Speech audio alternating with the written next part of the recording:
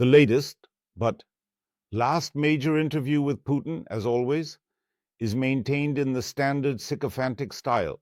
Well, to be honest, at any court there was a toilet servant who managed the sovereign's excretions.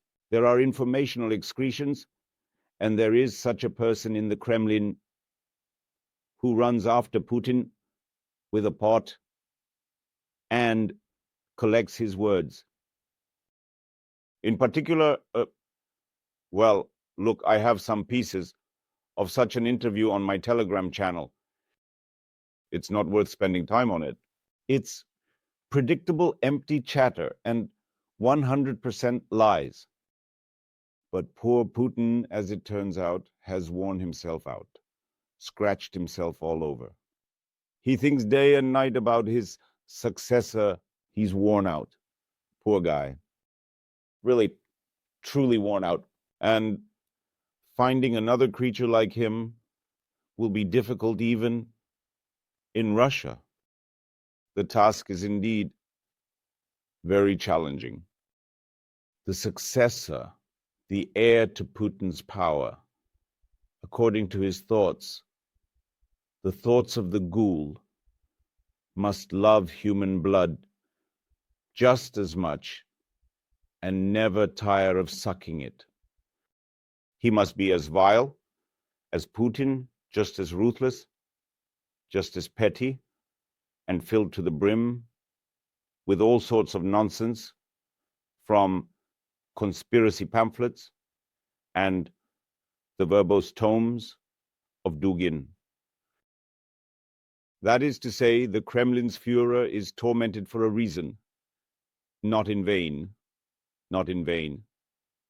Does he look around himself with longing, because all his camarilla, of course, for such a role they are rather insignificant. Well, let's say they are small fry.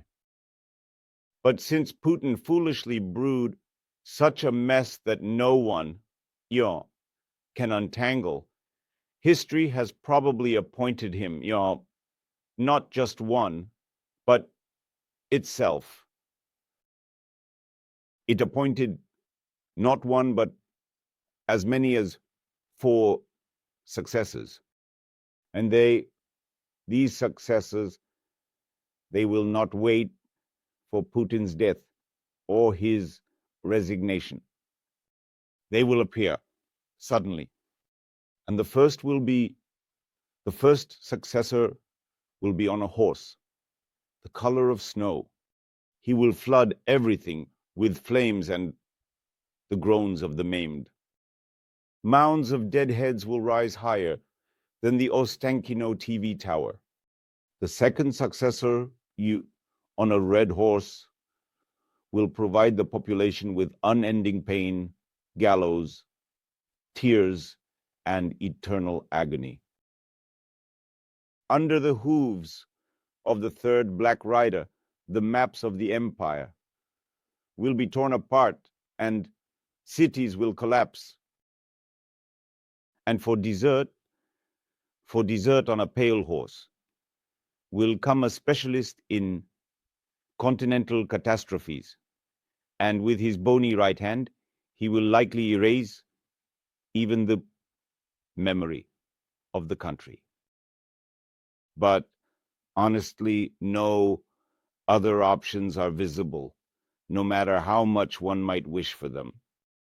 As experience shows, history cannot stand crosswords, charades, complex paths, or long searches. This scoundrel, history, always follows a simple course, and if there arises a need to solve an intricate geopolitical puzzle, let alone search for some successors, it simply demolishes the entire structure that has deviated from human standards. And Russia here, well, Russia has long crossed all boundaries. The fact that it itself so enjoys being a country of chupacabras and orcs will not be taken into account by history. It will still level everything to the civilizational standard accepted in the current era.